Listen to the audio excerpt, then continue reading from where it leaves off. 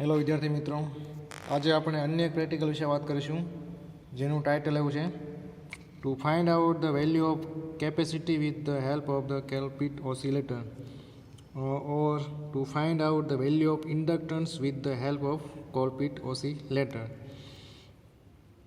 એનું ફોર્મ્યુલા, એની circuit diagram જે તમે સેમેસ્ટર 3માં હાર્ટલી ઓસિલેટર કર્યો હતો તે મુજબ હશે. અહીંયા જે કાંઈ સર્કિટમાં ફેરફાર છે તે છે, અહીંયા બે કેપેસિટરનો ઉપયોગ થાય છે, C1 અને C2, બરાબર, અને એક જ ઇન્ડક્ટરનો ઉપયોગ કરવામાં આવે છે. જ્યારે હાર્ટલી ઓસિલેટરમાં બે L હતા, તમને યાદ હોય તો L1 અને L2 અને એક જ કેપેસિટર. બાકીનું જે સર્કિટ ડાયાગ્રામ છે તે સેમ ટુ સેમ છે. તો પહેલાં તમને ખબર હોય છે કે ઓસિલેટર એટલે શું, એનું કાર્ય શું, કેટલા પ્રકારના ઓસિલેટર છે, વગેરે વગેરે. તો ફરીથી તમારે સેમ 3ની થિયરી થોડીક રિવાઇઝ કરવી પડશે. જે કાંઈ મેથડ છે પ્રેક્ટિકલની તે તમે સેમ 3માં જે હાર્ટલી ઓસિલેટર પ્રેક્ટિકલ કર્યો હતો તે મુજબની છે. તેમાં ખાલી સર્કિટમાં થોડુંક કનેક્શન ફેરફાર થશે, બાકી સેમ ટુ સેમ છે. અને આપણે અહીંયા આઉટપુટમાં ફ્રીક્વન્સી મેજર કરવાની છે અલગ અલગ કેપેસિટરની વેલ્યુની સામે. તો ઓબ્ઝર્વેશન ટેબલ જોવો તમે, તો ઓબ્ઝર્વેશન ટેબલમાં L તમને શોધવાનો છે, પણ જે આપેલો છે તે તમારે વેરીફાઈ કરવાનું કે આટલી વેલ્યુ આપણે આવી જોઈએ જે આપેલી છે તે. તો વેલ્યુ ઓફ કેપેસિટર, અહીંયા બે કેપેસિટર્સ આપણે યુઝ C1 અને C2. ફ્રીક્વન્સી વેવ મીટર જેમાં આપણે આઉટપુટ ફ્રીક્વન્સી જોવાના છે તે, અને વેલ્યુ ઓફ કેપેસિટર CT. તો અહીંયા બે કેપેસિટર જે છે તે નું જે પરિણામી કેપેસિટર છે CT તે C1 into C2 upon C1 plus C2, બરાબર. તો એ મુજબ તમારે પહેલાં સૈદ્ધાંતિક ગણતરી કરવાની, ત્યારબાદ તમે પ્રેક્ટિકલી પણ ગણતરી કરી શકો. અને તેના પરથી ફાઇનલી જે આપણે મેળવવાનું છે L, તો Lનું જે સૂત્ર છે તે આવું થશે. તો F is equal to 1/2π into 1 under root of LCT. અહીંયા તમારે CT લેવાનું, બરાબર, પરિણામી કેપેસિટરની વેલ્યુ, અને Lને તમારે કરતા બનાવવાનું છે, ફ્રીક્વન્સી આપણી પાસે હશે. તો એ મુજબ તમારે L શોધવાનો છે, ઇન્ડક્ટન્સ ઓફ ગિવન કોઇલ. આપેલા મુજબનું આત્મ પેરેગ્રાફ તમારે શોધવાનું છે. Hello, clear? તો સર્કિટ કનેક્શન, તો તમને મોસ્ટ ઓફલી કનેક્શન અંદર બોર્ડમાં આપેલા છે. તમારે બહારથી શું જોવાનું છે? Power supply, output voltmeter, inductor અને કેપેસિટર બોર્ડ. તો આ પાવર સપ્લાય છે, તમને ખબર છે. આ આપણું ઇન્ડક્ટર કોઇલ છે, ગૂંચળું. આ જે છે તે કેપેસિટર ડિકેડ, કેપેસિટર બોક્સ. આ છે મલ્ટીમીટર જેમાં આપણે ફ્રીક્વન્સી મેજર કરવાની છે. તો સર્કિટ જોઈએ તો તમને ખબર છે તે મુજબ અહીંયા લખેલું છે બોર્ડમાં, ઇનપુટ પાવર સપ્લાય. તો હંમેશા પોઝિટિવ વારે પોઝિટિવ, નેગેટિવ વારે નેગેટિવ.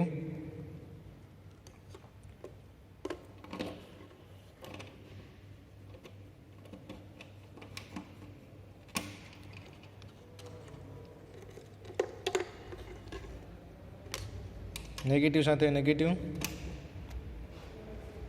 એવી રીતે આઉટપુટમાં જે આપણે જોવાનું છે તે ફ્રીક્વન્સી. તો એમાંથી એક ટર્મિનલ આપણે ફ્રીક્વન્સીનું જે નોબ હોય, બરાબર, જ્યાં લખ્યું છે hertz, unit off frequency hertz, ત્યાં એક કનેક્શન કાપ આપશો આવું રેડવાળું, અને એક હંમેશા કોમનમાં હોય મલ્ટીમીટરમાં. ઓકે, એમાં આપણે જોવાનું છે ફ્રીક્વન્સી. તો જે નોચ જે છે તે આપણે ક્યાં રાખશું? હર્ટ્ઝ ઉપર રાખશું, જે આપણે મેજર કરવાનું છે. આ જે સિમ્બોલ છે તે ઇન્ડક્ટરનો છે. તો ઇન્ડક્ટર આપણે એક જ વાપરવાનું છે. તો અહીંયા તમને 3 ટર્મિનલ આપે છે, એમાંથી પહેલું અને છેલ્લાનો ઉપયોગ કરશું આપણે. તો ઇન્ડક્ટરનું પહેલો ટર્મિનલ, એવી જ રીતે બીજો ટર્મિનલ. આ ઇન્ડક્ટરનું કનેક્શન થયું. બે કેપેસિટર જોડવાના છે આપણે, C1 અને C2. તો અહીંયા કેપેસિટરના 3 ટર્મિનલ આપેલા છે, એમાંથી 3નો ઉપયોગ કરવાનો છે. તો આ પહેલો રેડ છે તે અહીંયા કેપેસિટર ડ્રો કરેલું તમને દેખાય છે તે મુજબ એક અહીંયા આપણે જોડશું, બીજો છે તે છેડે જોડશું, વચ્ચેથી આપણે ગ્રાઉન્ડ કરશું, બરાબર. સર્કિટ જે દોરી છે તે મુજબ, એટલે વચ્ચેનો ગ્રાઉન્ડ. એટલું ક્લિયર? તો આ એક કેપેસિટર થયું, આ બીજું કેપેસિટર થયું, બરાબર. અને બંનેની વેલ્યુ આપણે અહીંયા સેમ રાખશું. એટલે કે C1 જો 50 પાઇકો ફેરેડે હોય તો C2 પણ કેટલું થશે 50 પાઇકો ફેરેડે. તો તમારે પહેલાં C1 અને C2ની વેલ્યુ લખી નાખવાની છે દરેક.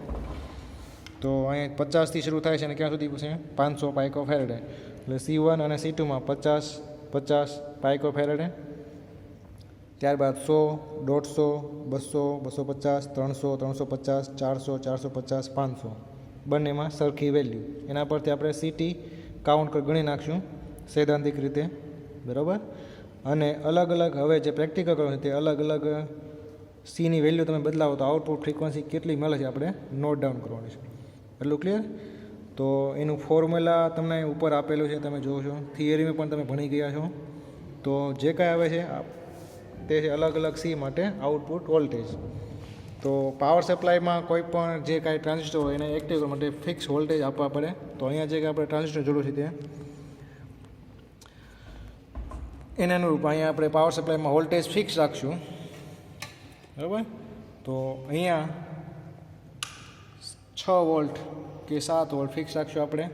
તો વોલ્ટેજ તમારે ફિક્સ રાખવાના છે ઇનપુટમાં. તો ધીમે ધીમે વોલ્ટેજ આપણે ફિક્સ કરી દઈશું. 7 વોલ્ટ રાખવું અહીંયા. આ ફિક્સ. હવે તમારે શું બદલાવવાનું છે? અલગ અલગ Cની વેલ્યુ સામે આઉટપુટ ફ્રીક્વન્સી મેઝર કરવાની છે. તો હું પાવર બટન ઓન કરીશ તો અહીં મને ફ્રીક્વન્સી બતાવે છે. અને આ છે આપણું અહીંયા ઇનપુટ કેપેસિટરની વેલ્યુ 50 હર્ટ્ઝ પાઇકો ફેરેડ, સોરી. તો 50 પાઇકો ફેરેડે માટે આઉટપુટ વોલ્ટેજ તમે જોઈ શકો છો 817.4 ઉપર લખ્યું છે કિલો હર્ટ્ઝ, બરાબર. પછી હું 100 કરીશ તો આ વેલ્યુ પણ તમે તમારા અવલોકન ટેબલમાં લખી શકો છો. 100 માટે 770 કિલો હર્ટ્ઝ, 150 માટે 715 કિલો હર્ટ્ઝ, 200 પાઇકો ફેરેડે માટે 687 કિલો હર્ટ્ઝ. આવી રીતે ધીમે ધીમે તમે કેપેસિટરની વેલ્યુ વધારતા જાઓ. તો તમે જોશો તો જેમ જેમ કેપેસિટન્સની વેલ્યુ વધે છે તેમ તેમ આઉટપુટ ફ્રીક્વન્સીમાં ઘટાડો જોવા મળે છે. તો 400 જો, 400 જો મેં જોઉં છું 580 કિલો હર્ટ્ઝ. અને છેલ્લું રીડિંગ હું જોઉં 500 પાઇકો ફેરેડે, તો એના માટે છે 547 કિલો હર્ટ્ઝ. તો આ પ્રમાણે તમે 50 પાઇકો ફેરેડે, 100 પાઇકો ફેરેડે, તેમ તેમ અલગ અલગ Cની વેલ્યુ ફેરવો તો આઉટપુટમાં આપણને જે કાંઈ ફ્રીક્વન્સી મળે તે તમારે નોટ ડાઉન કરવા અને તેના પરથી તમારે Lની વેલ્યુ શોધવાની છે. એટલું ક્લિયર? તો આ મુજબ તમે કોલપિટ ઓસિલેટરનો ઉપયોગ કરીને આપેલા ઇન્ડક્ટર, બરાબર, અથવા તો કેપેસિટી પણ તમે કાઉન્ટ કરી શકો છો. તો જો કેપેસિટી તમારી પાસે માંગી હોય તો તમારે આ જે ફોર્મ્યુલા છે એમાં CTને કરતા બનાવવાનો, સબ્જેક્ટ ફોર્મમાં કોને બનાવશું? CTને બનાવશું, બરાબર. અને Lની વેલ્યુ આપણે આપેલી હોય. જો CT તમને આપેલો હોય તો તમારે શું શોધવાનું? L શોધવાનું, બરાબર. તો બંને તમે કોલપિટ ઓસિલેટરની મદદથી કાઉન્ટ કરી શકો છો. તો વધારે આપણે આ પ્રેક્ટિકલમાં બહુ ચર્ચા કરતા નથી. એની થિયરી તમે સેમ 3માં ભણ્યા છો તેમાં થોડુંક વધારે રિવાઇઝ કરજો, બરાબર. અમુક નાના નાના પ્રશ્નો, ઓસિલેટર એટલે શું, ઓસિલેટરનો ઉપયોગ, બરાબર. આપણે અહીંયા આઉટપુટમાં મલ્ટીમીટરની જગ્યાએ ઓસિલોસ્કોપ CRO પણ વાપરી શકીએ જેની મદદથી આપણે ફ્રીક્વન્સી મેઝર કરી શકીએ, બરાબર. પણ અહીંયા આપણે ઇઝીલી મલ્ટીમીટરથી ઉપયોગ કરી શકીએ એટલે મલ્ટીમીટરનો ઉપયોગ આપણે એઝ અ વેવ મીટર તરીકે ઉપયોગ કર્યો છે. ઓકે. ઇફ એની ડાઉટ કાંઈ પણ પ્રશ્ન હોય તો તમે પૂછી શકો છો. Thank you.